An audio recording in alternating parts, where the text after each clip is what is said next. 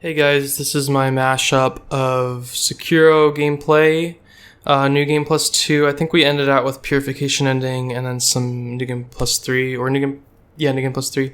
And then, so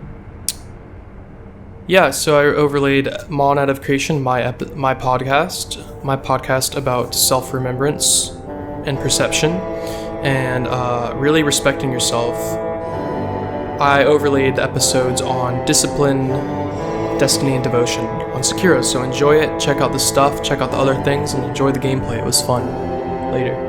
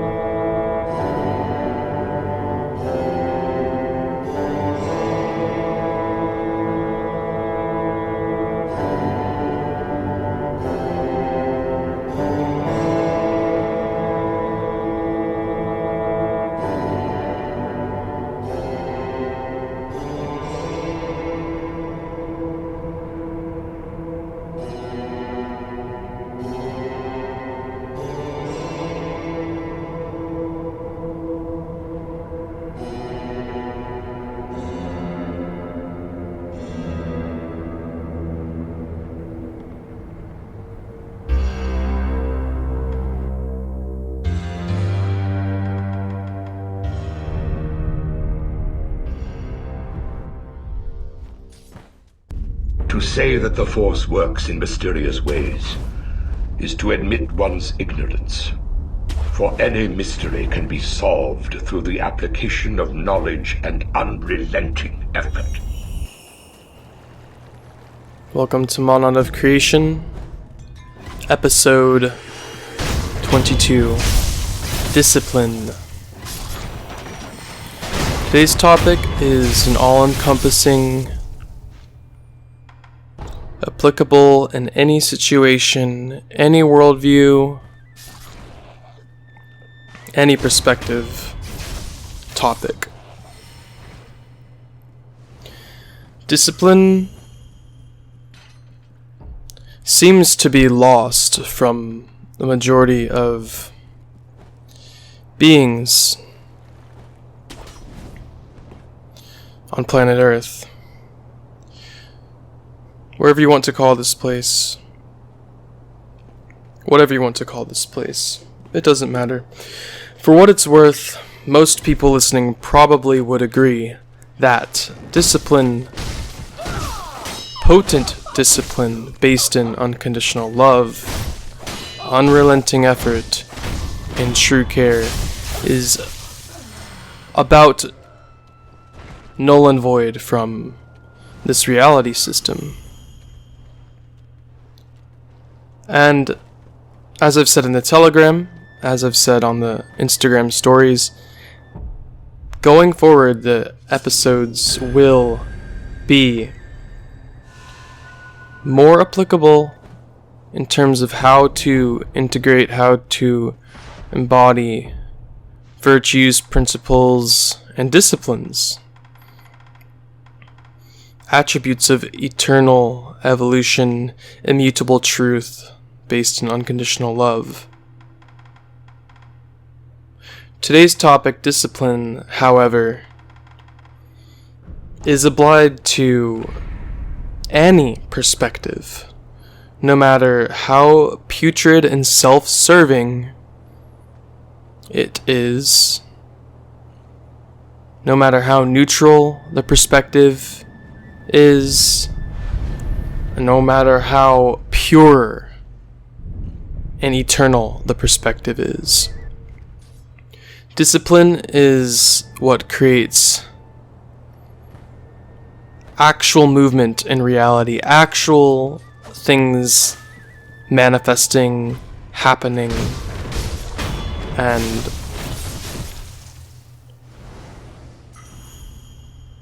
operating, whether it's good or bad. Discipline creates rich manifestations, rich Not pure and potent necessarily, but rich. There's substance. There's some sort of substance within beings who have discipline, and their creations have some sort of substance. So this topic applies to all reality. It is objective, and even though we don't get into too much of the external manifestations, the external dramas, the external nonsense of reality here, even though we don't do that, all the topics are what generate what is all that is. We are all monads of creation. Each and every sentient and non-sentient piece of all creation is a monad of their creations, their own experience, their own manifestations. So when we have individuations of the eternal, ineffable, unutterable source of all reality, when we have individuated consciousnesses, no matter what form they take, they're all creating. So when you're creating, when you're generating things, this is so all-encompassing. It doesn't matter what the topic is. When you're creating and you desire a rich creation, something of substance, something that at least is cared for by something, someone, right? Something that is, from your perspective, surely good. I don't know how in alignment with yourself and eternal truth you are, but I promise you, discipline is something you will want to at least observe and learn about, and hopefully, if you want a pure existence, embody and practice. So, what are the attributes of discipline? What is discipline? Well, of course, I could whip out a dictionary and just read about it, and then go from there and break down from the definition. But an application from everything you've heard on this podcast, or if this is your first time, from practical application, discipline really is the quality of action. And the quality of action is dependent on how hard, how well, how focused, how potently someone acts on their endeavors. So this is a really roundabout way in describing what discipline practically is. But discipline is, for what it's worth, how hard you try at things you do, how well you practice, how you better your craft, how you evolve your craft, how you evolve yourself, how you remember yourself. So, attributes of discipline: focus, effort, effectivity, care, self-awareness, eternal awareness, internal awareness.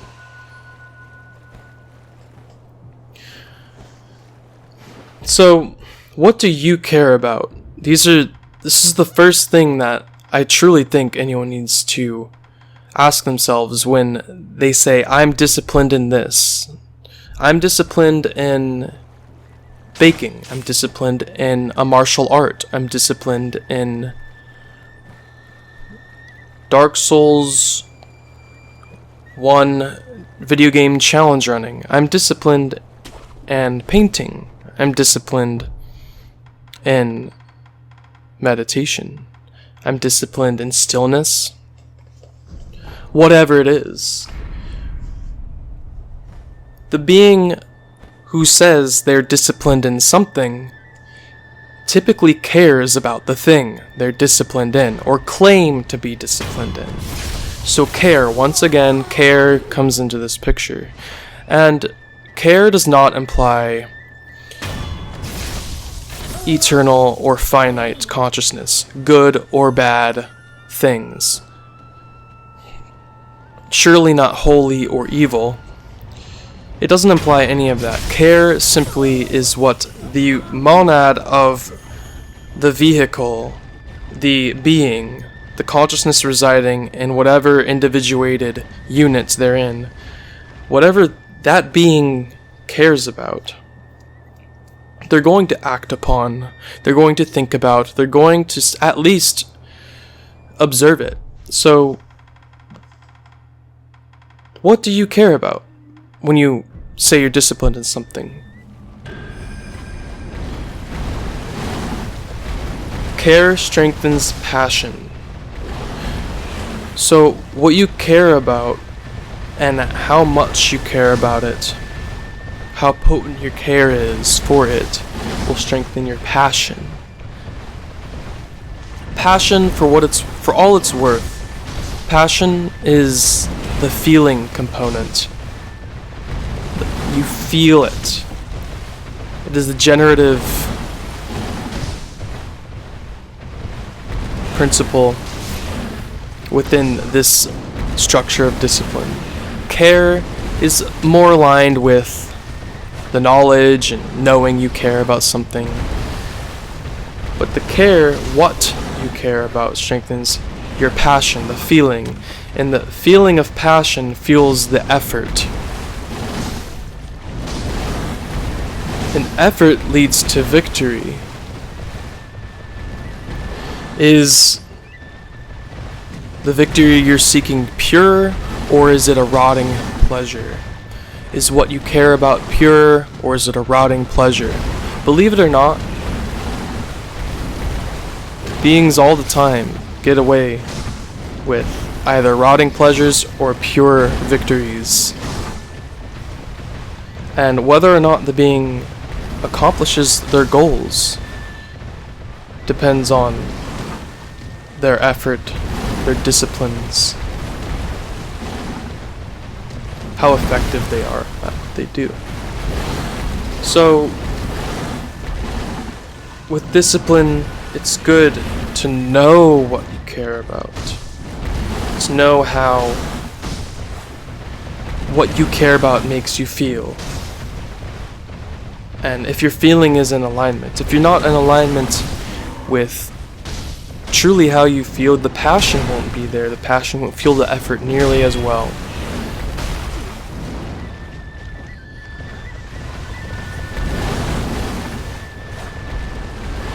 The quality of effort is dependent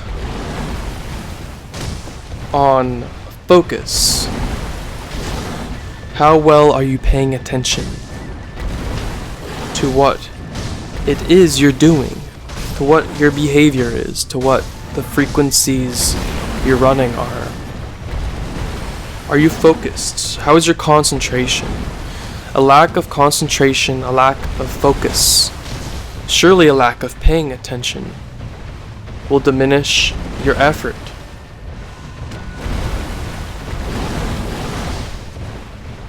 And focus is, indicative of knowledge. The more you focus on something, either the more you know about it already, or the more you're willing to know about it, and you will become more knowledgeable of what you're focusing on. So the focus bleeds into and aids, it assists competence.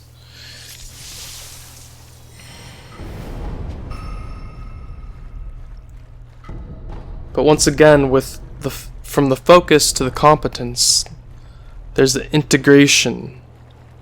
It has to be able to flow from focusing and stepping into actual trial and error. Whatever it is you're working on, an observation, continual awareness of all, the outsider's perspective, almost as if you're outside of your physicality. You're always integrated, you are in your body, trust me. And it is a good thing.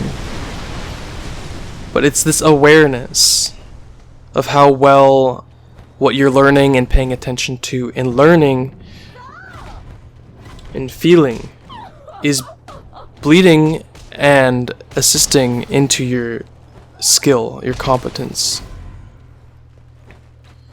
And so the competence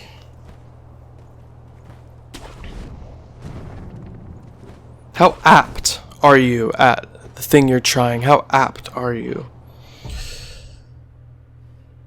How able are you at doing this thing? If you're not so skillful in what you're doing, retrace your steps. Figure out, is what I'm doing surely worth it? Worth my time and attention? Surely is what I'm doing being focused on to the fullest, to the best of my ability, to the best that I can.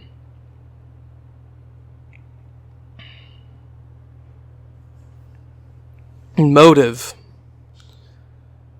If you can't figure out why the competence, why your skill is not developing, the agenda, the motive, the why, ultimately why, this will shine light on if you're truly in alignment with what it is you're trying to be disciplined in, what it is you're trying to do, you know? What it ultimately is that you're trying to succeed in. Your pure victory, hopefully. Once again, hopefully. I don't know. I don't care what others are doing. The motive and your agenda. Why am I doing what I'm doing? Why am I trying this thing? Why am I trying X, Y thing? Whatever it is. If the competence and the skill is not there, and you are focusing very well, holistically, with holistic intelligence, and passionate effort based in care for what you're doing.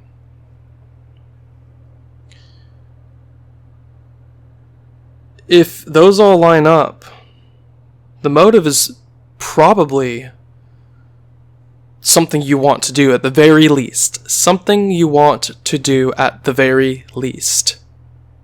Something you want to do in the now moment at the very least. In the present now moment at least. It's something you want to do.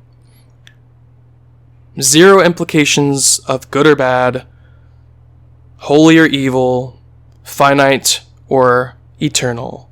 Zero implications there. Simply, if the focus, competence, passion, and care are all working and operating, your why is probably something you want to do. If the competence is lacking and the focus is lacking, well, the passion and care is probably misplaced. And that probably means why? Why isn't this working out? Why isn't this generating the results I want? It's probably because your motive, your agenda, is not something in alignment with yourself. It's not in alignment with you. It's not in alignment with your destiny. It's not in alignment with your path. Maybe, perhaps, I don't know. So if the process thus far in figuring out the care, fleshing out the passion, holistically implementing effort with focus, and the competence is there, The motive is probably something you want to do. Competence in the discipline is not there. Something happened. Something's disharmonic. Something is not in alignment. I'm not here to answer that, this transmission. I'm not here to do the work for you. I'm here for perspective, which I believe is based in eternal truths, eternal laws, if you will, eternal structures of reality. So, care, passion, effort, focus, which is based in knowledge, competence, which is based in skill, and motive, which is ultimately indicative of an agenda. So is the agenda something you want to do? Truly, ask yourself. Truly. Ask yourself, is what you're doing something you want to do?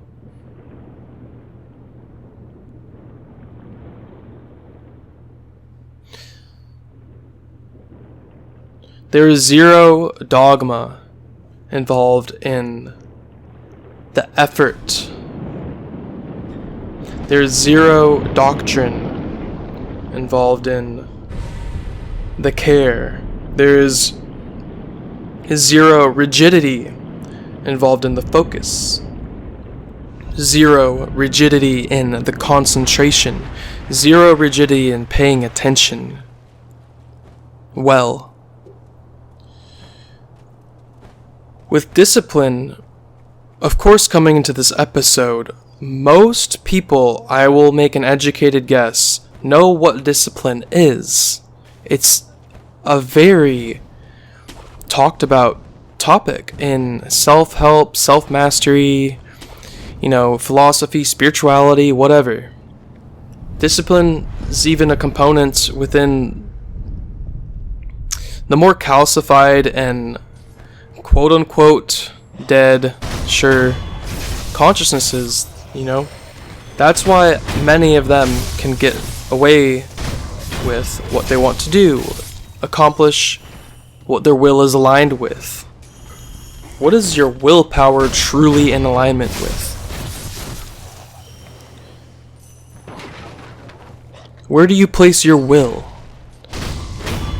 Is it ultimately stepping into altruism or self-serving? That surely doesn't matter. Surprise, surprise. What matters in terms of discipline, in terms of yielding results that you want to see, what matters is focus and competence, effort, care, and passion. And the key in not getting what you want, not manifesting your future desires, not controlling others. The key in pure victory, I will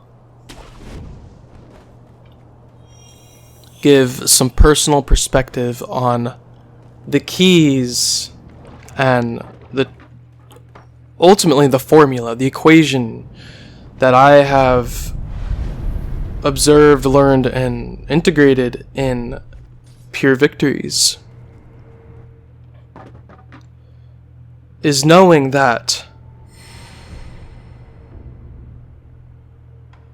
each individuated being is nothing yet everything, individual yet one with all, flowing yet decisive, immersed in the ever-mutating co-resonant disharmonic creation.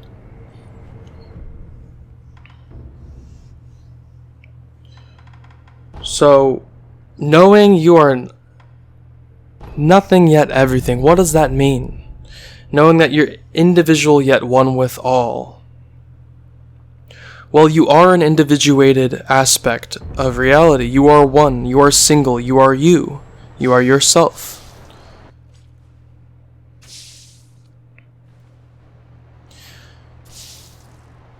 respecting yourself, checking yourself, enjoying yourself ultimately aids in the flow and wise choosing. The receptive flow and the wise choices.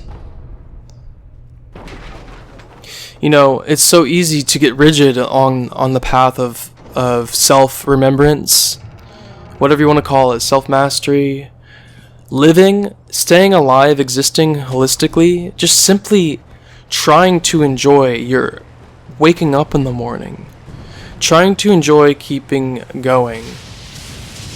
The keys that I have really integrated, the truths, the eternal truths that I truly now know, are that you can't have any rigidity or dogma at all as a part of any part of your being.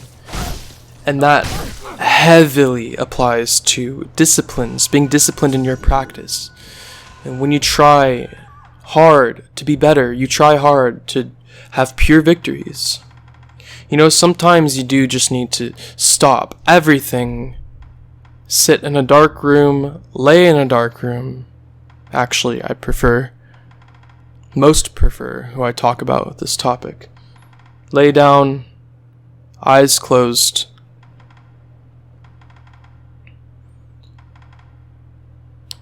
No sound, no lights. If you want sound, choose something that is not frantic, something calming. And observe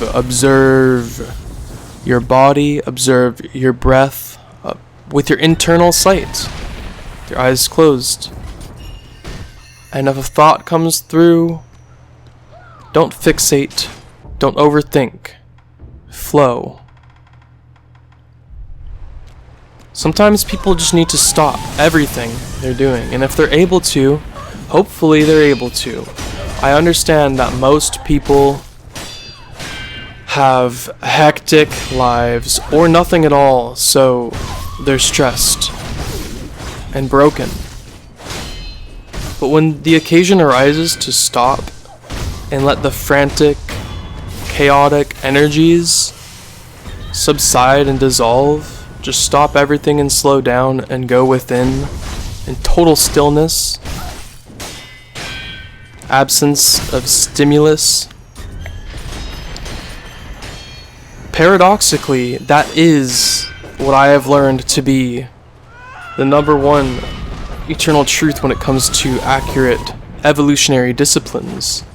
You cannot be go, go, go all the time. You cannot be forcing. You cannot be super rigid and hectic.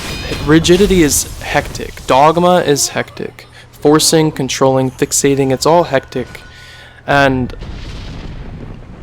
choosing wisely is not rigid at all. It's not. Wise choices come from your generative core, your intuition, going to the mind through clarity, and it's a symbiotic relationship from left brain logic to right brain, more generative, creative, receptive intelligence, creating a holistic discipline, a holistic being within yourself. So things have been hinted at throughout the show in terms of discipline. But as I contemplated and wanted to do my first episode on discipline, I realized this formula, which I have just laid out, mainly containing the attributes and principles of care, passion, effort, focus, competence, motive, and decisive flow, wise choices, and receptivity. All of these components laid out as simply as they were intentionally, so that you could pick up the encryption, the frequency, and the unutterable knowledge which you may just be feeling at a more eternal level, and your conscious mind might not even know yet. As you go to sleep tonight, it might manifest in your behavior tomorrow. No, it's not an intrusive invasion. No, it's nothing of the sort. It's simply a component of the immutable, objective reality, which is composed of many monads of their own creations, and I happen to be an individual sharing something that I have realized is quite eternal and immutable. And those quite eternal, immutable things often are hard to know point blank and see point blank from certain perspectives that may not be quote unquote there yet. And no one is truly there yet. We're all on the path towards constant remembrance, constant evolution. No one is done. No one has all the answers. No one can tell you what you are, who you are. No one can surely tell you how to do things, the greatest in terms of self-mastery, eternal, immutable spirit, life itself. These principles of care and effort, sure, they do apply to how well you'll be at a job, how disciplined you'll be at a job, because after all, if you don't care about your job, if you don't care about your occupation, you're not in alignment. As we talked about, what's the agenda? Well, the agenda with something you don't truly care about is going to incorporate something that resembles lack and dissatisfaction. So this whole map does apply to the most mundane aspects of reality, but once all of these things are in total alignment with yourself, truth, and unconditional love, and you're flowing yet decisive, wise choices and receptivity, and actually focusing, actually paying attention and concentrating holistically, this opens portals unknown, yet known. It's all remembrance. And really, it's serious, life is serious. And most people listening to this show care about, sure, the answers of life. What is reality? What's the purpose of life? What am I? What is myself? All these things that are really quite wonderful and really important and vital to know and think about wherever you are in the cosmos, wherever you are, literally and ethereally. It's all one experience. Many perspectives. All paths prove valid. I do have to repeat that often, because right now the human mind, the human heart, beings are fragmented, and people like to choose teams, they like to choose sides, and that all falls under rigidity. Choosing teams, choosing sides, choosing who's right or wrong, choosing, if I have the answers or not. That is not choosing wisely. I do hate to be Mr. Hey, look, everything's paradoxical. Hey, look, no one knows everything, but you can know a lot, and you should know as much as you can, and you should feel as much as you can with purity. I hate to be that all the time, but the funny thing is, it is what must be done, and doing what must be done is really neutral. Everybody on their own paths must do what must be done, in accordance to their eternal self.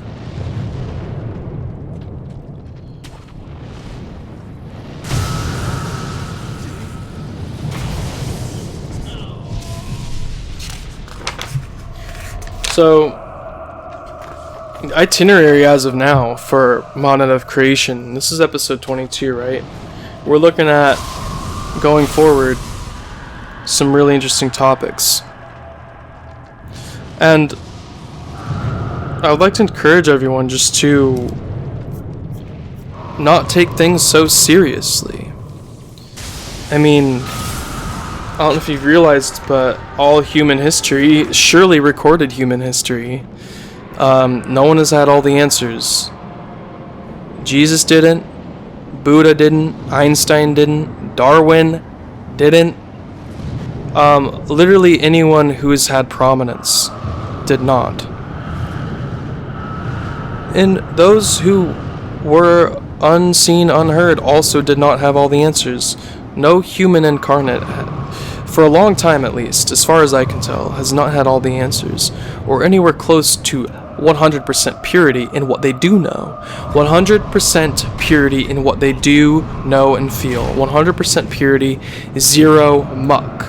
I would like to remind everybody that, hey, all I'm saying is no one is perfect. It's pretty great, but also pretty disgusting that there can't be absolute purity. And that, if you want my subjective, candid take, that is what motivates me. Striving for that pure essence that I will never know, and treating life not seriously at all, yet viscerally, experientially, beautifully, candidly,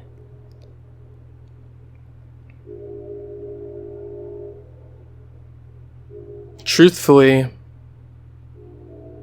in alignment with truth and my eternal self. So pay attention to the Instagram and the Telegram.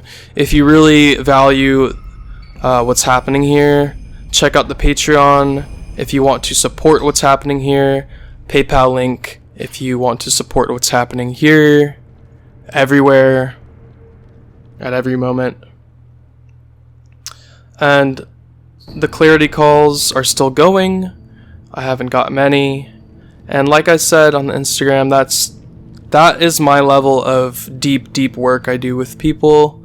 If they have questions that the podcast is not really clicking and they're not handling it on their own, they can do a Calendly booking and we can chat one-on-one, And I really have disdain and disgust towards these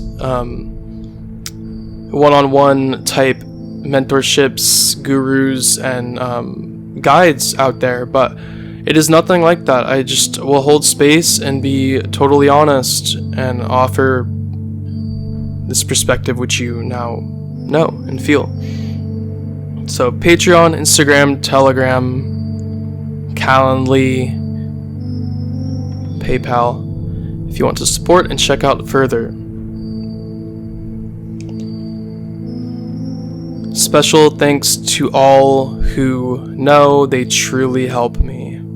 I really appreciate everyone who's come across my path. And you know what? That's something I didn't talk about. And within discipline, we often want to do everything on our own. I really hope everyone made it this far, because you cannot do everything 100% on your own within a human body, because it is a co-creation. It's a beautiful co-creation made up of individuated beings, and you can do a lot on your own, and you can do what truly matters on your own. You have to do what truly matters on your own. You can only do what truly matters on your own, but the supplemental help, the supplemental perspectives can help and aid you and assist you along your path, but it's not a crutch. It's not a savior. No saviors, no crutches, no religion, no dogma, no vices, no addiction. Respect yourself, check yourself, enjoy yourself. I unconditionally love you. Hills.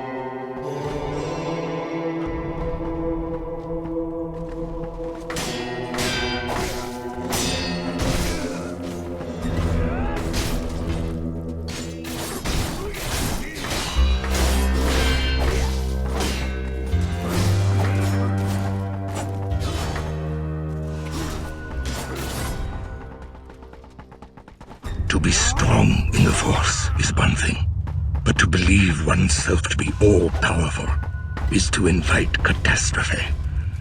Remember that even in the ethereal realm we inhabit, the unforeseen can occur. Don't neglect, forget, or diminish the importance of small things. Don't forget to appreciate the small things in life.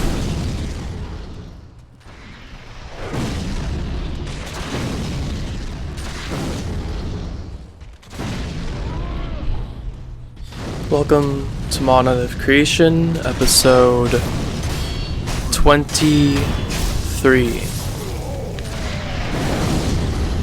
Today, we're going to talk about destiny. And destiny is something that people often think about when they think about discipline, which was the last episode. And destiny is ultimately your purpose in life and your life goal. What is your life goal?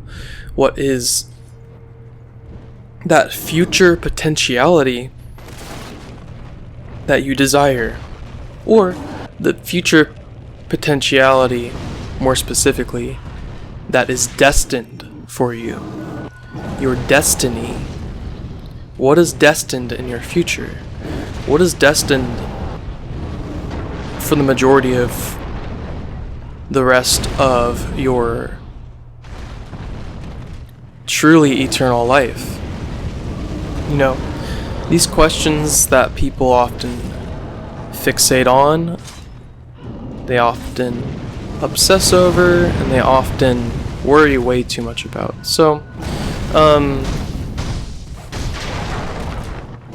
it's gonna get a lot more candid here, and I've noticed that, truth and knowledge are equally fixated on as ascension and spirituality is fixated on. And I have made the observation, and I've developed the knowing that fixating on knowledge and truth and making truth a religion at one point in my life was not the destiny I wanted to create anymore, because I realized that knowledge and truth are serious, they are important, and they should be concentrated on, paid attention to, if one desires to pay attention to it. I'm not even going to get into why knowledge and truth are important, because I've talked about that ad infinitum. I've talked about that way too much, and it also should be, as I've always said, it should be blatantly clear why truth and knowledge are important. That being said, embodiment, integration, and behavior, mindset, if you will, those things are of utmost importance, because no matter what you know, no matter how much truth you have attained in yourself, if your behavior is not in alignment with your knowledge, but if your behavior is egoic, narcissistic, lazy, any of these things, it's not good, right? So,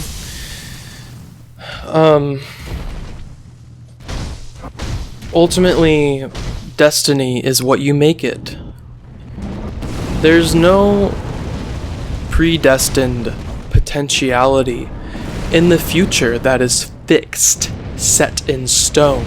There is no future situation, potentiality that is written in the heavens, written anywhere at all.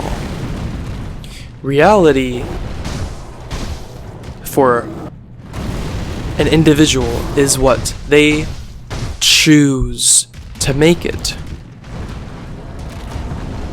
Their situation could involve a lot of external control, which may affect them, but they still have the choice of how to accept the situation for what it is and pave their path how they will.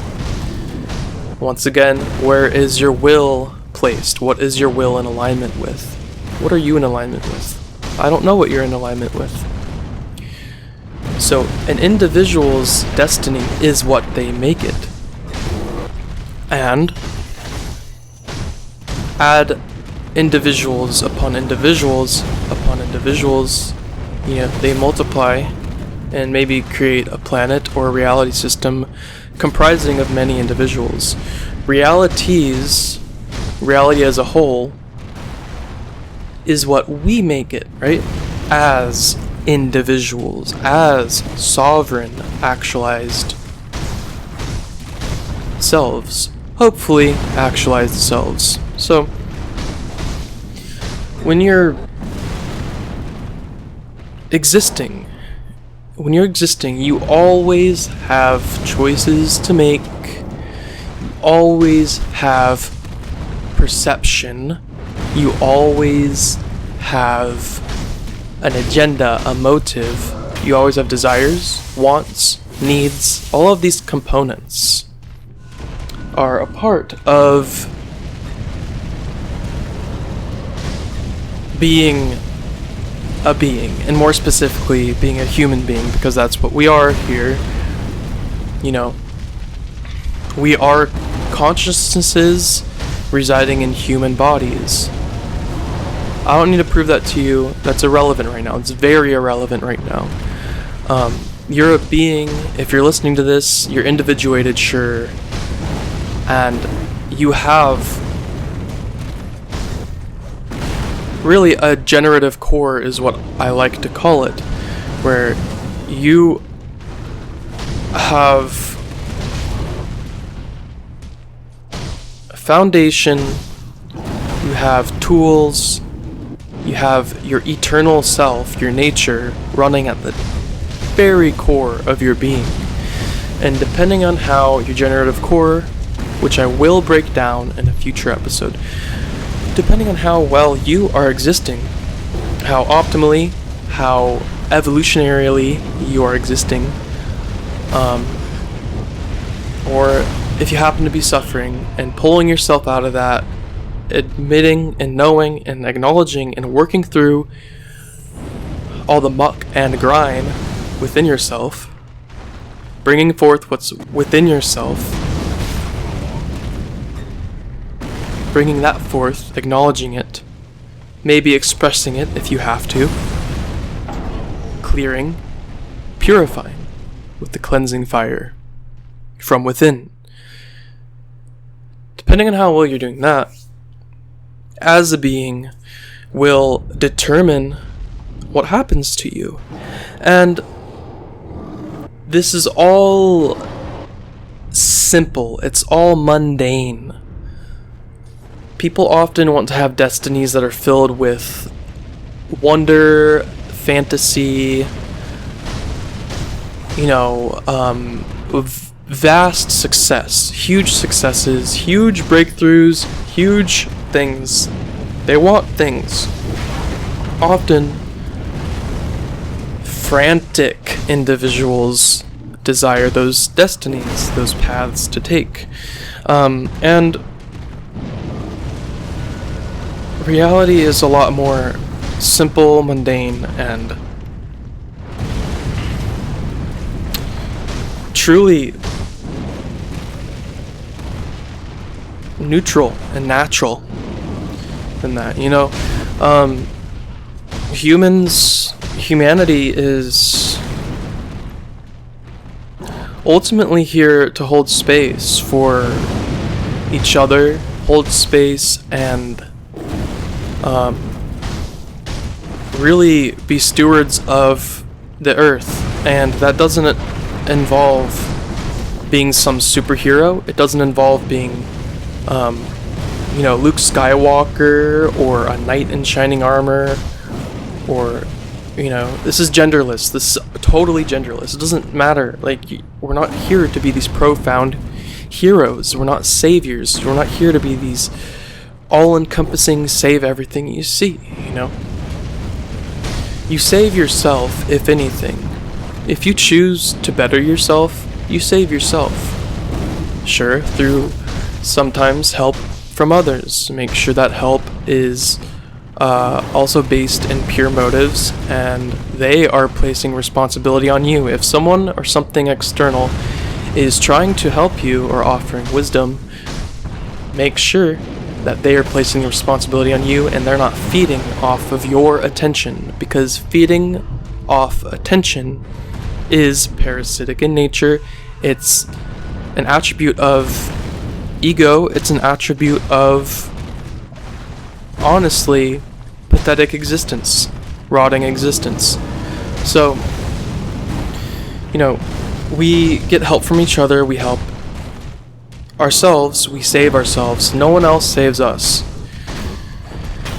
And humans, we have these jobs, 9 to 5s often, a lot of us. Not many of us are organic, free range,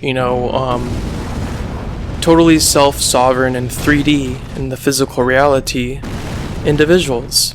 Not everyone does that. A lot of people are still in cities, a lot of people are still in communities that you have to go to a grocery store, you're dependent on something to survive physically, and it's not so simple, yet it's entirely mundane.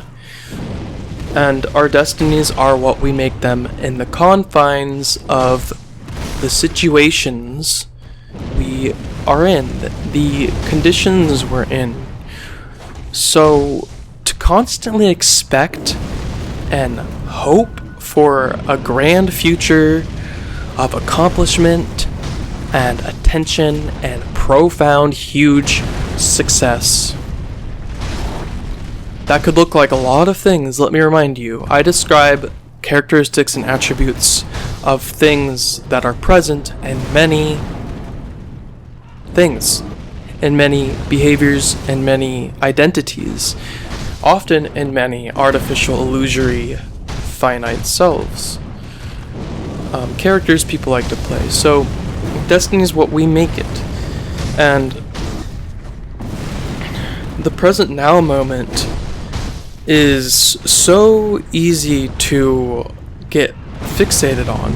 You want to holistically concentrate on the present now moment, holistically concentrate and know and be aware of your options, of your potentialities, of your frequency, your thoughts, your emotions, feelings, motives, and agendas. You want to holistically concentrate and know those things in the present now moment, and you want to concentrate on the present now moment, pay attention to it. But the second beings fixate on the present now moment, when you're talking in terms of future potentiality, which is truly destiny, when you're fixating on the present now moment, even if you are paying attention with frantic hyper energy, maybe ungrounded, maybe not entirely aware, if you're fixating on the present now moment, you might not be getting the same integrative awareness, the same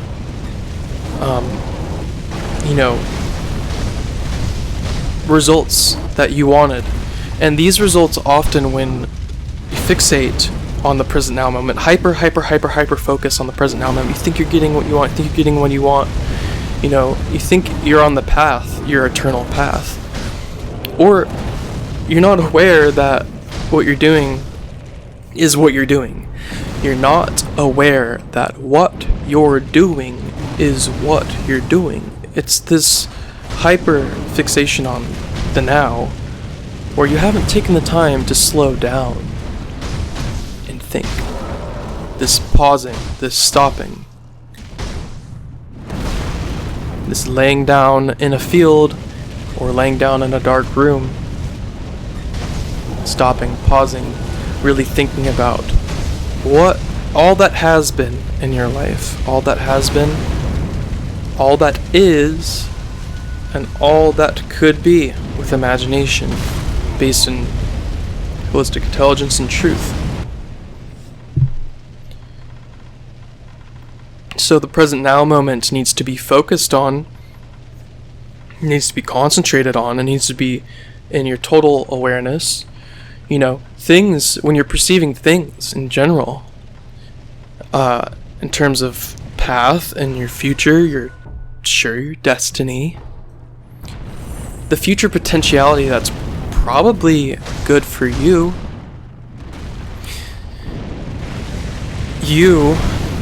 when you focus on things, when you concentrate on things that are truly evolutionary, when you concentrate, focus on things that are truly evolutionary, and you're aware, you pay attention to. You're aware. You're paying attention to things that are not evolutionary. You pay attention to things that might not agree with you. You don't run away and hide. You face it. You know it. But you're not obsessing over it. You're not fixating. You're not concentrating and focusing on it. You focus, direct your energy, direct your thought forms towards the most truly evolutionary, eternal choices and situations you can generate.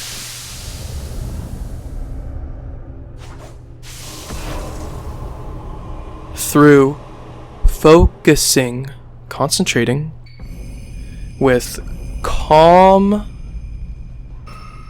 high energy, calm, high frequency energy. You're steady, you're slow, you're decisive, you're discerning, you're thinking clearly and calmly, but the frequency is high, so you're thinking of all the potentialities that you can think of. Your frequency is high, so you're aware of as much as you can be aware of. The frequency is high because you are doing the best you can, and you respect yourself, you unconditionally love yourself. The frequency is high, you're calm, you're steady, you're chill, sure. And you know you are where you should be. Everyone is where they should be. You know, everything happens for a reason, this idea. Everything happens for a reason, you know. All these types of things, the learning situations. Like I said at the beginning of the show, I got religious about truth.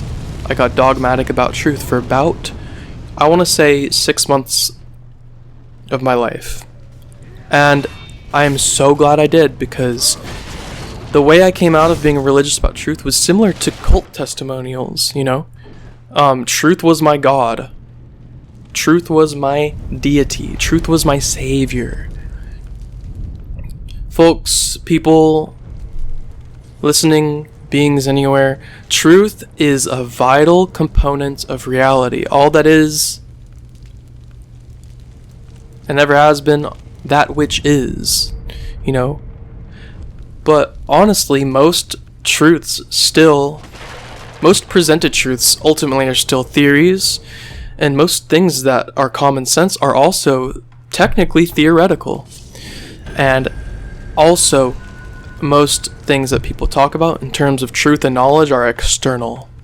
So if you're focusing on the external, focusing on that which is outside of you all the time, and trying to teach people about things that are outside of everybody without giving them a solid foundation. That's what I was doing. So now, that learning situation, you know,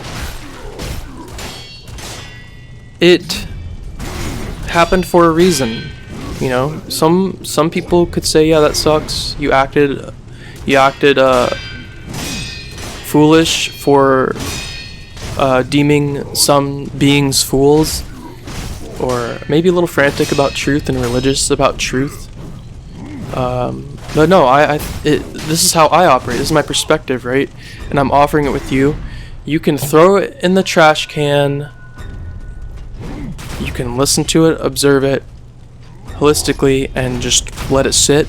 Or you can, maybe you're encrypted to just know this is how it works, and you're listening intently, and you just get it, and you're like, duh.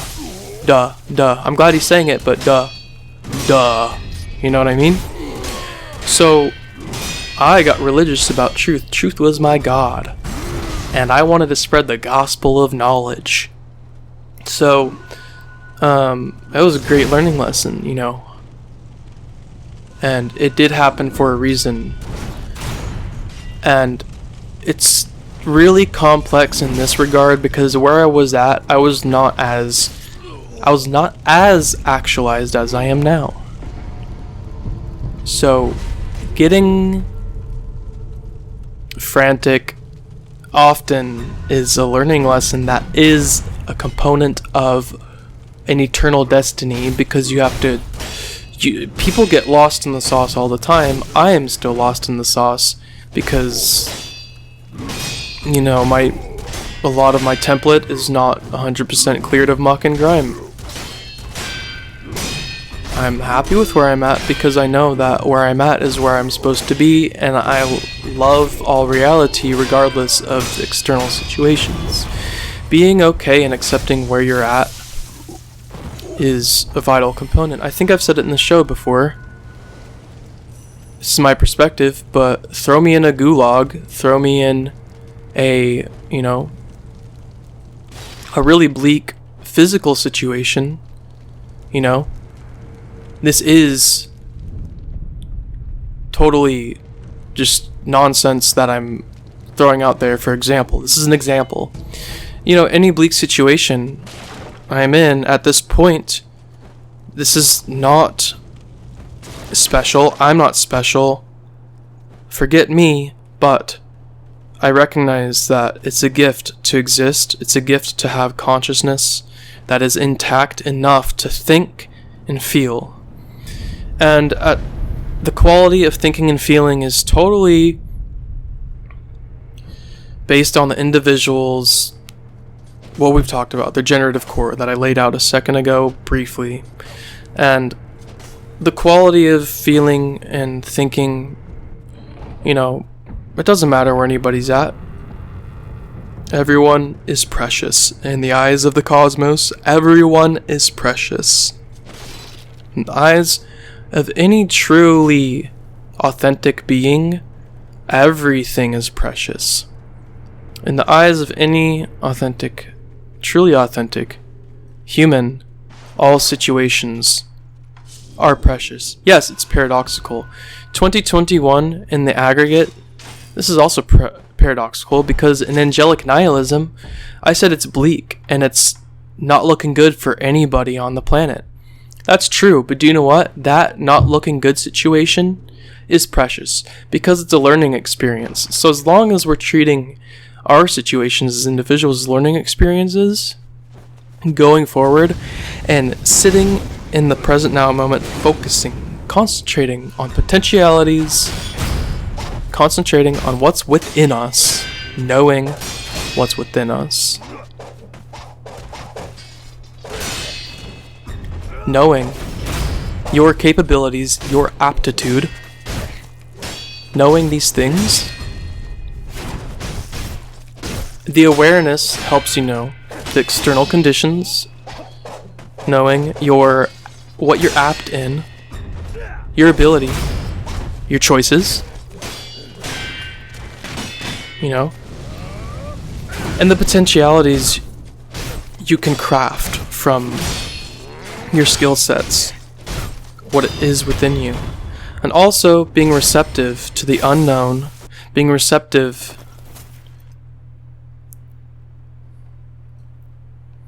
to eternal, immutable spirit, sure. Just being receptive to the unknown and knowing what is, and flowing and making wise choices. Wise choices and flowing with time. Because if you're making wise choices and you're knowing yourself and your situation to the best you can, with calm attitude and high frequency, good awareness. If you're flowing like that, you are creating time. What is time? What is time but the now? What is time but all that is now? All that has been and all that will be. Okay, so what is time? Is it everything? What is time? Is it a fixed, linear, predestined reality system? What is time? Does it not exist at all? Is it based upon the perception?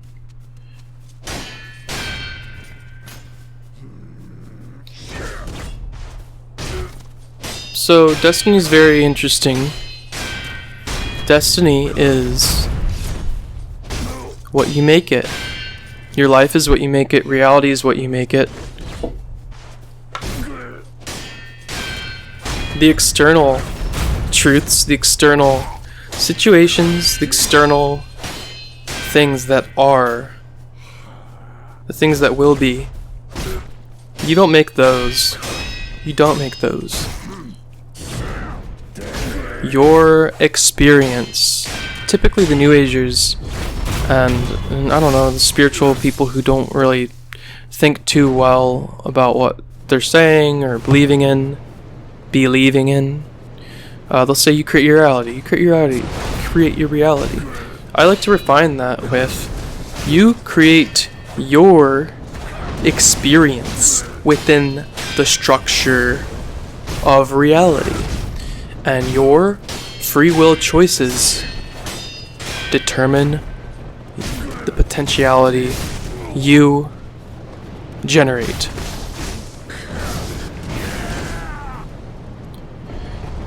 So no, it's not that everything is predestined and you have no choice. And no, it's also not that you create your reality and everything is just dandelions and rainbows all the time.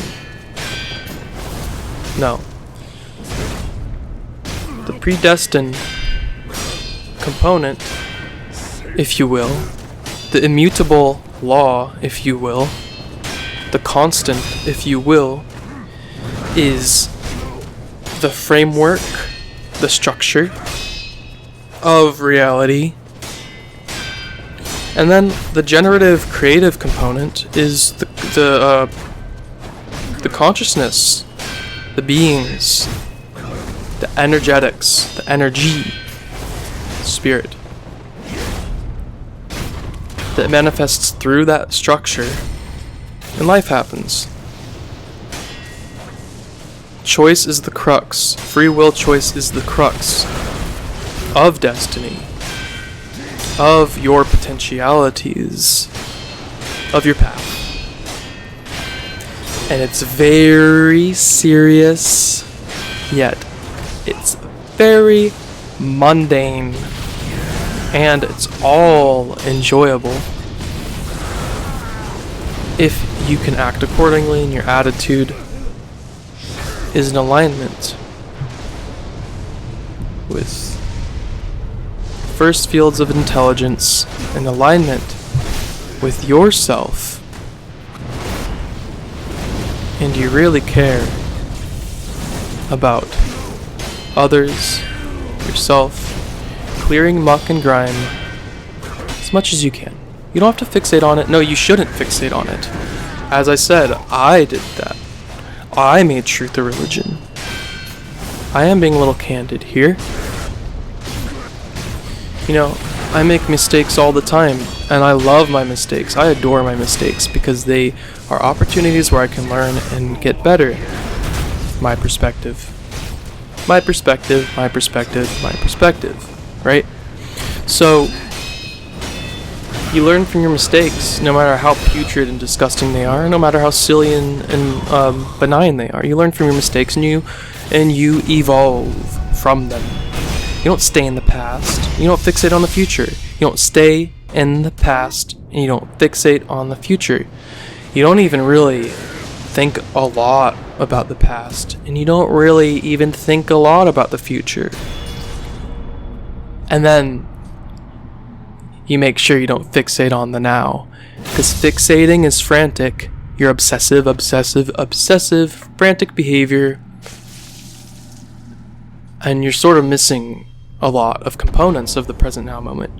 You have the calm, calculated, yet flowing perception of the now moment and awareness of self, knowledge of self. Slowing down is going to be important. Going to be an important thing for people to know and feel as a vital component of the self-remembrance, self-growth, healing, whatever, self-healing, self-sovereignty. Because this world, no matter if you are a working dad, providing for a family and you're broke, or a very wealthy mom, or a punk rocker who doesn't have much to worry about.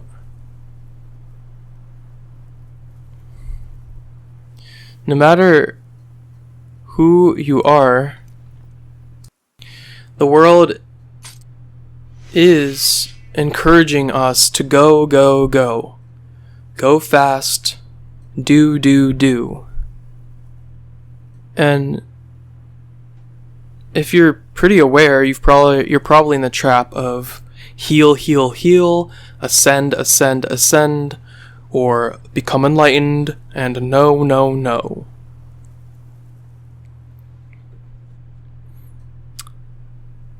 And the receptive, intuitive, unutterable, ineffable knowledge you will get is very unconscious in the unconscious mind. And if you're not slowing down and integrating well in stillness, that receptivity might not be known. And all paths prove valid, as I said. Paradox of intelligence. Literally everyone's precious. This is something that has to be reminded. Everyone is precious, everything is precious. And sure, it's my perspective, but everything is precious. And unconditional love for all creation is equally important as everything as I've talked about.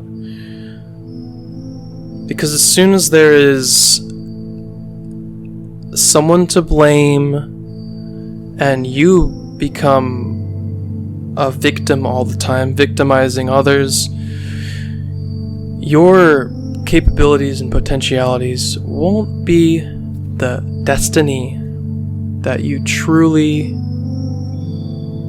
purely desire. So all these reminders are things that I've talked about with friends, family, eternal family, and things I've hinted at in the show. And destiny is what you make it. It's your future potentiality that you don't know yet because you don't know the future. It's based in the now moment and what you're running. So, one-time donation through the PayPal, Patreon support with workshop recording access. You know, the Twitch channel at HegoDamask144. Instagram, the Telegram, and let me give a movie recommendation. I recommend watching My Neighbor Totoro if anyone hasn't. That's a good one to recommend right now. My Neighbor Totoro. And I unconditionally love you. Eternal gratitude. Check yourself. Respect yourself. Enjoy yourself. Do what must be done.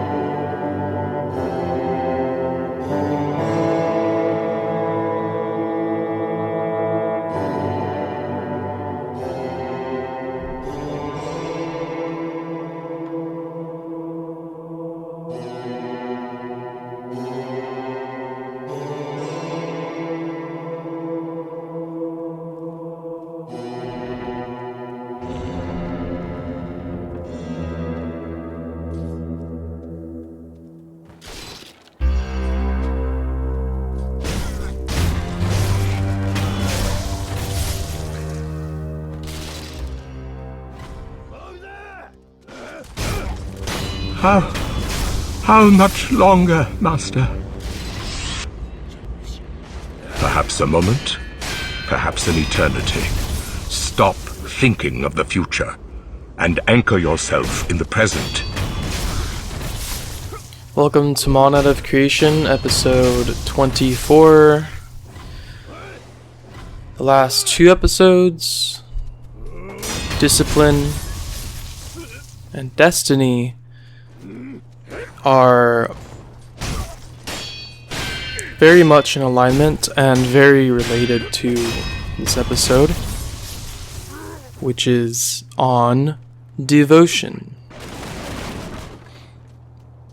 So devotion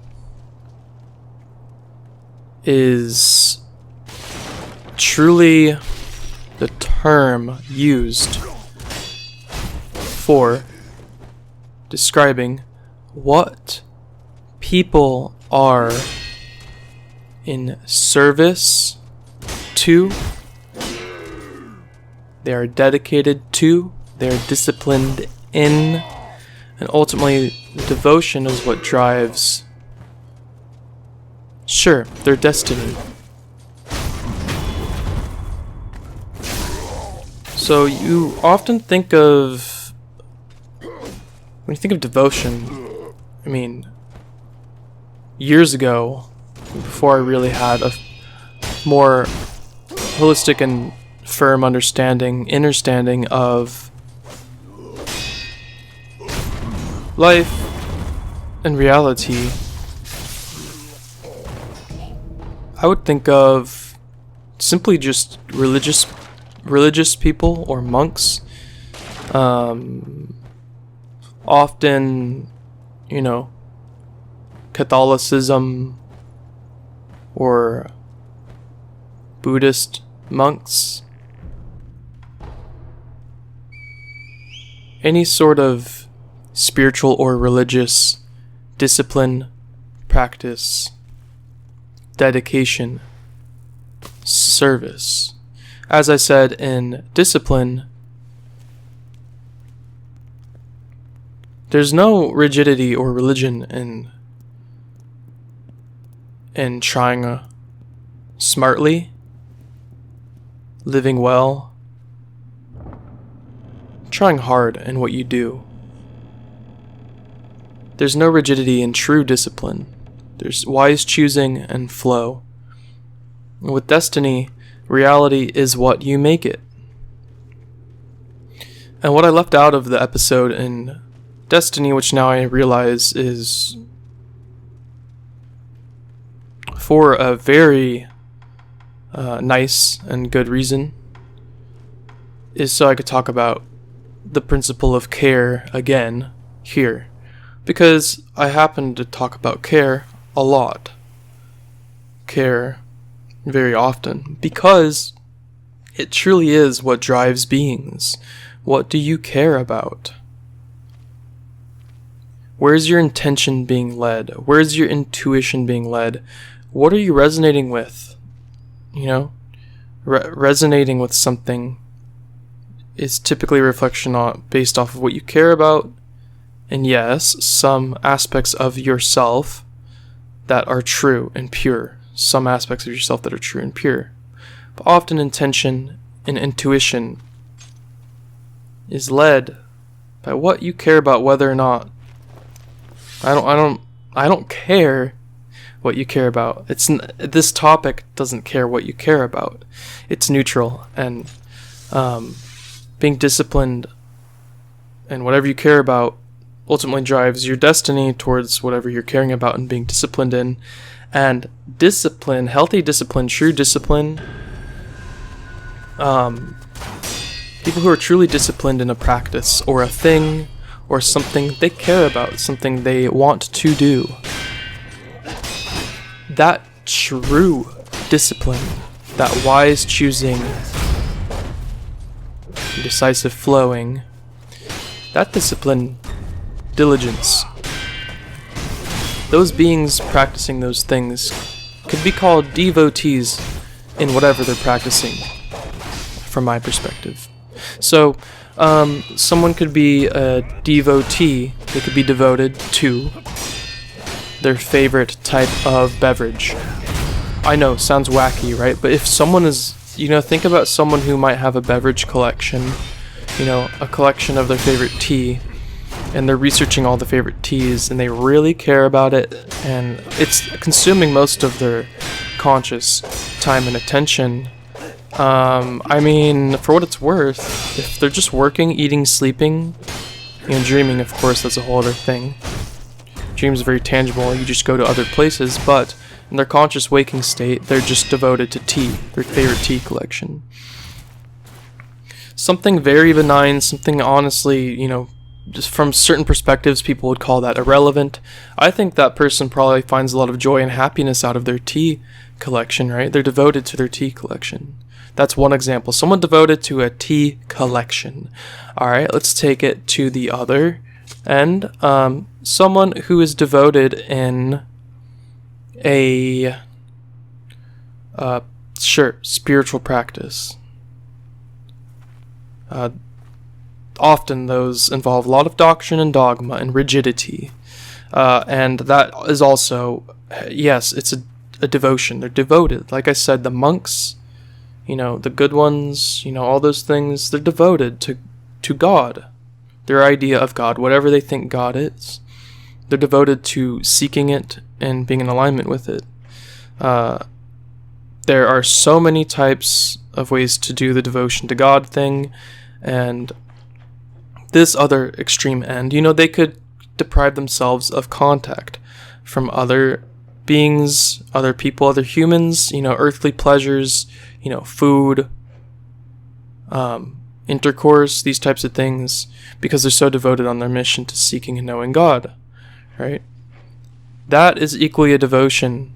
That is equally a devotee to God, or what they think truth is, what they think God is.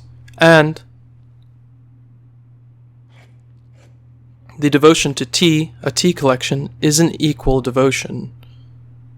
What matters is how devoted and passionate and how much someone cares about the thing they're doing. So this ultimately boils down to, what do you care about? What's driving what you care about? Once again. And you can be devoted to anything. You can be disciplined and dedicated and in service to anything. That monk who has totally shed all sorts of, in their perspective, sinful or hedonistic ways of living to find God. And then that's their devotion, that's their discipline. They're in service to that. They're in service to God. And the person with a tea collection, you could say they're in service to themselves, to their interests, but they're really in service to their work of creating a great tea collection. So the work, having a good tea collection could be viewed as work. It really could be. It really can be. It is work. They are diligently, with discipline, driving their destiny towards having the best tea collection on the planet. That's their work. They're devoted to it. They're in service to their work. That monk who locked themselves in, their castle halls, their monastery corridors, stripping themselves of all carnal, hedonistic, animalistic pleasures. It could be a laundry room. It could be a laundry room they're staying in, studying, or it could be a monastery, or it could be, anywhere. The monk lifestyle could look like a lot of things, but this specific archetype I'm describing, they shed everything, and their work is focusing on purity and God and truth, what they're perceiving as true. Hopefully they have holistic intelligence and start enjoying some of the more benign, simple pleasures of life with purity intact. So anything can be a disciplined devotion. Anyone can be a devotee. Everyone is a devotee if you truly think about it. No one is 100% nihilistic and thinks nothing matters and just goes along and does nothing. The hugest nihilists who think nothing matters probably really care about some specific hobby, counterculture thing film type of media, art form, I don't know. Or maybe they really just like chips. I talk about chips a lot here. Ignore that. Don't let that distract you. Be disciplined in listening to this episode. So, even the most nihilistic of people who say they don't care about things probably are devoted to something, which implies a lot of care and a little discipline in whatever they care about and think about. And then you got a plethora of people who say they're devotees of this and that, devotees of that. And I don't want to talk about the what here entirely. I don't want to talk about the truths here entirely of these types of people. I don't really care about that. I care about, for this episode on devotion, talking about the dynamic of what makes someone a devoted individual towards something they're disciplined in. When I decided I wanted to start a podcast, I was honestly a little intimidated by making these things and starting this path, and I realized it's what I wanted to do. I'm sharing my perspective, okay? Just to make it a little more human, a little more understandable. And I was honestly intimidated by learning the software, all these things. But I said, I really care about putting out this type of media. I really care about doing this thing, this goal I have, this future potentiality I have for myself to generate. So I have to learn, I have to become disciplined in, the art of creating audio shows. So I was sure I was in service to the unutterable one. I was in service to all sentient life, and I was respecting, checking, and enjoying myself in the process, which is this whole discipline of, sure, people call it service to others, the law of one, those types of words and terms and semantics. It's all descriptors of simply caring about all life, all creation, and yeah, law of one can be talked about later, but I was in service to the unutterable, teaching these ineffable experiential knowings that I have gathered myself, and I was tired and sick of just telling people in my personal life and in passing, and them saying, oh wow, you must be so smart, oh wow, you must be so wise, oh wow, you really know something, and then they'll just turn around and go like back to their stuff, and I'm like, I wasn't trying to change anybody. I was speaking my mind, and I was tired of speaking my mind to people who didn't care. So I looked at the other people doing this type of thing. I'm like, yeah, they actually reach the people who need this stuff. Let me clarify. Need this stuff. You don't need this. You don't need me. You don't need this podcast. These perspectives are supplemental help that can help yourself. Okay, so I just realized I need to go on with this and do this. I was in service to my eternal self, which is in service to the unalterable, the ineffable, the unknowable, which we all know. And this is getting a little more candid than I thought, but it doesn't matter. It's good. I feel the energy. It's nice. So I shed a bunch of my old path, my old ways, my old desires, my old things, and just got way too diligent and disciplined in this. I cared way too much about creating more information, not even to express myself, it's just to let these things hit the airwaves in other minds, other beings, other hearts. So I just needed to do that, and it was so hardcore for a time where I was like, oh man, I need to, really be disciplined in my growth and evolution too. And it's this constant ebb and flow, and ultimately it became a discipline in seeking the unknowable and embodying what I do know is truly evolutionary and eternal, those behaviors, virtues, and everything. So my take is I'm devoted to ultimately the unutterable one, and that's it.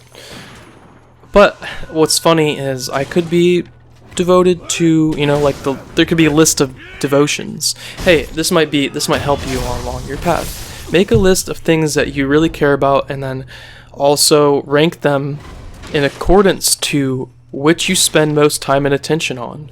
You can rank what you care about most, things you do, based on what you spend the most time and attention on. And the thing that's the number one thing you spend the most time and attention on, you're technically devoted to that. That is true. From my perspective, sure. But the number one thing on the list, when you really think about what you spend most time and attention on, you're energetically devoted to that. So the next question is, what is that? Is it leading you? Does it have you by a leash? Is it telling you what you are? Is it telling you what things are? Is it placing responsibility back on yourself? Or, is it a pretty benign or evolutionary thing? Like the tea example, the tea collector. That's a very benign thing to be devoted to. I'm not worried about what that tea collector ultimately is devoted to. I'm not worried about anything, but I'm not even going to care about being aware of what that individual is doing. Someone who's way too devoted to truth and freedom and human evolution and the totality of the species and civilizations, they're probably going to fixate on, well, does that person vote?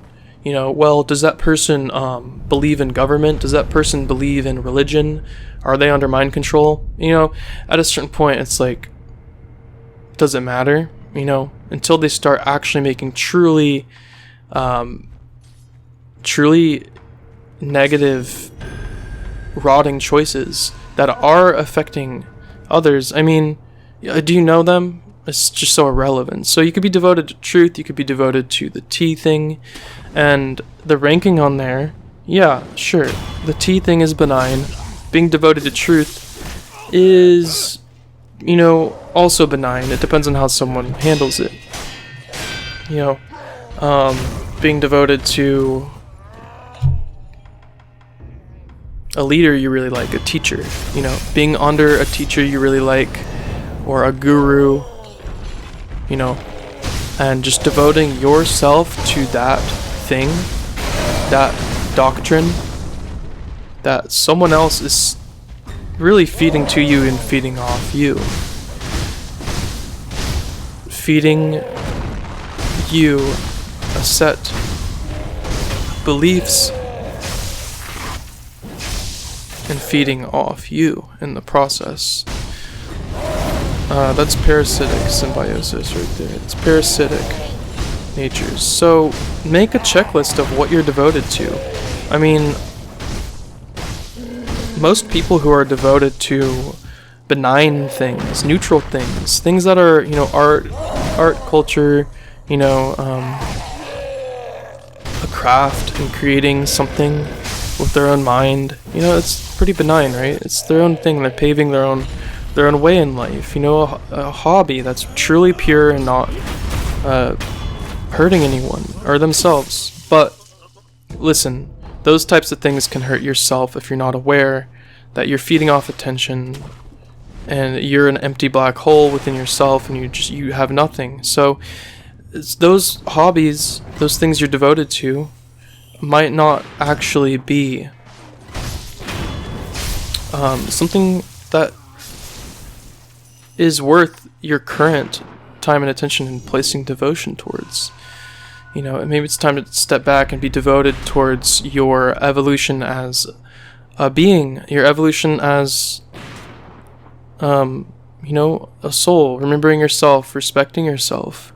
Maybe you need to do that, put that on the number one list in your devotions and what you pay attention to with your time and attention and energy, and maybe plop those, dancing, art, drawing, whatever, making movies. Put that from number one, since you're feeding and getting so much attention off it.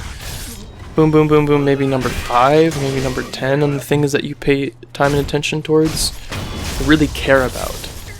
So, care. Once again, what you care about the most and spend the most time and attention on will often be the same thing. And learning whether your devotion, what you're devoted to, is worth it is not my job.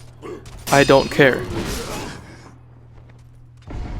Unconditionally love you, but I don't care what you choose to do. It's your choice. It would be awesome and beautiful and generative and healing and evolutionary if you refined your disciplines and devotions towards a potentiality in the future, which would be a destiny you probably enjoy. Not my job. Hope this helps. So devotion, it's so easy to get rigid with devotion. It's so easy to. But the true constant in all devotions, if you look at them, things that people are devotees of, hey, even a cult, guess what? There's a nanometer of pure something in that cult leader. Because they're part of all creation, right? There's a nanometer of it somewhere in there. Is it putrid, rotting, disgusting, negative, and harmful for a lot of people? Yes. But the point I'm making is that every discipline, devotion, and destiny, it has a common thread within it. And this goes all the way back to the Immutable Spirit episode.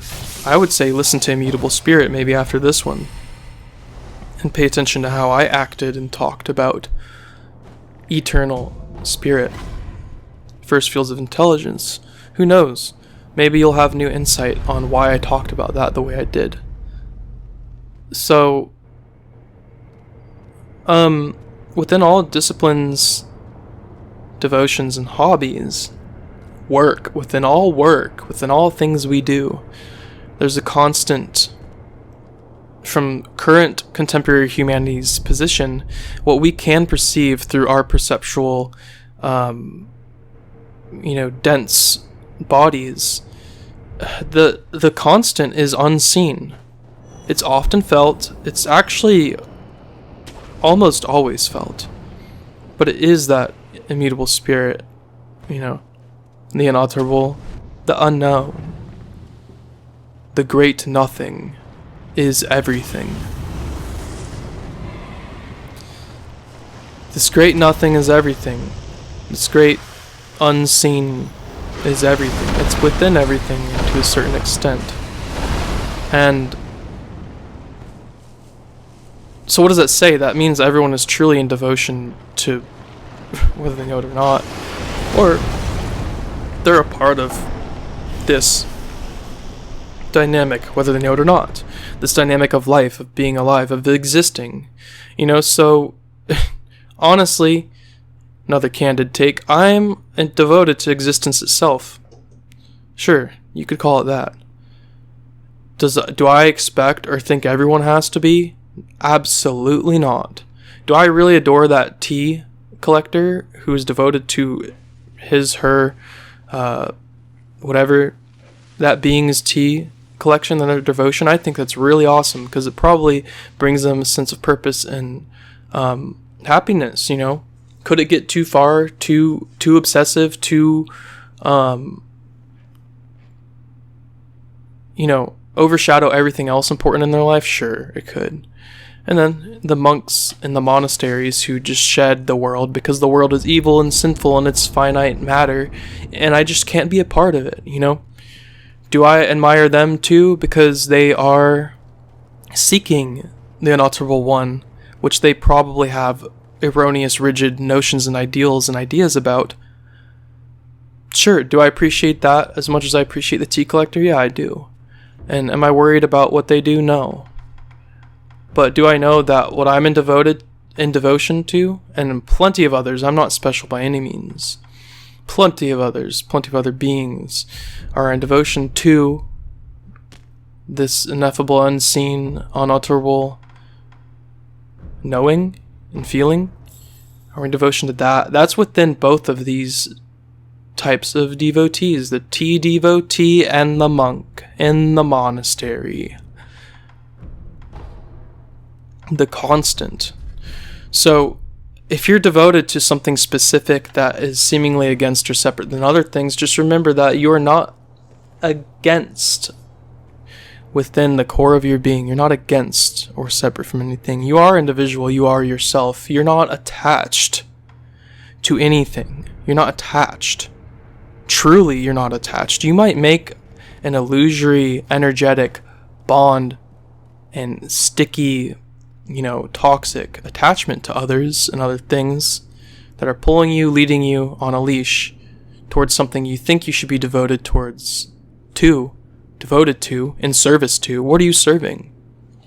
Attachments can often lead people towards serving things they ultimately should not be serving.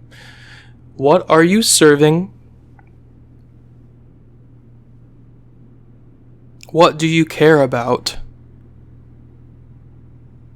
And how do you feel? How do you truly feel? I don't think I've asked that on the show yet. How do you truly feel in the core of your being? To the best you can in doing so, in looking into the core of your being, looking into yourself, this indwelling knowledge so deep within that can't even be articulated at times. That is conscious and aware of how you're feeling. Is your conscious mind, is your brain aware of how you're feeling? What are you in service to? What are you in service to? What are you constantly spending your time and attention towards? What do you care about? What do you feel? What do you feel? What are you feeling towards? Yeah, what are you feeling towards? Could be comparable to what are you directing your energy towards? And how are you acting and behaving? How are you behaving? Looking ourselves in the mirror is not easy, and knowing where to place our time and attention and devotion towards is not easy, and it doesn't matter.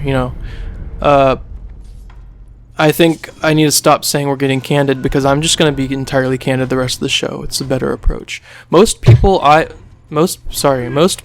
have really vibed with and enjoyed my time with don't care about ascension, truth, or even sometimes psychology. They care about having, first and foremost, a joyful, symbiotic, non-parasitic time with those around them. Sovereign individuals who are not fixating on what others around them are doing, and then they really care about, something that's pretty benign and simple in life. Yes, the closest people to me who I do ultimately resonate with the most and could get along with the most do care about the unutterable and are in service to immutable spirit, as I am. But I don't see them that often. I don't hang out with them that often. These countercultures in the world, these little groups and little worldviews and types of, cultures and dynamics and things that exist. All these things, if you look at the core of what's going on, there's typically a similar dynamic or similar trait to these groups. So pay attention to those things. I'm not even talking about immutable spirit here. I'm talking about similar behaviors, similar moods, disciplines, all sorts of things. Lack of discipline, lack of mood, frantic mood, rigid discipline, whatever. So what are you in service to? What do you care about? How are you behaving? And yes, reach out to others for perspectives and sometimes help. But with that help, make sure you're not being led or told what to do, what things are in totality. You're not on a leash. So is your devotion, is your time and attention and what you care about, is that strung to a leash, an energetic leash? Or is there nothing of the sort? Ask yourself that. Is there actual mental freedom? Is there actual clarity in how you think, feel, and act? Is there flow and freedom of choice in how you think, feel, and act? Yes. How are you choosing your thoughts? Yes. How are those chosen thoughts affecting how you're feeling? And are those feelings within yourself affecting how you behave? So this really is a vital knowing and topic in human evolution.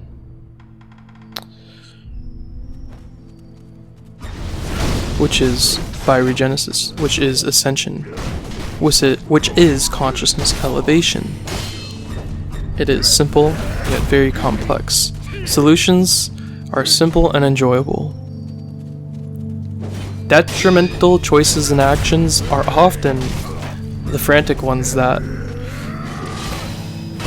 you don't really need, are often ones that involve bondage, leashes, and chains metaphor. Energetic control, tyrant teachings. Throw those in the trash can, as well as mine, because after this episode you shouldn't need me anymore. I unconditionally love you. Check yourself, respect yourself, enjoy yourself. Check out the links in the description for more supplemental things. And love yourself, please, and ask yourself how you're feeling. What are you devoted to? What are you in service to?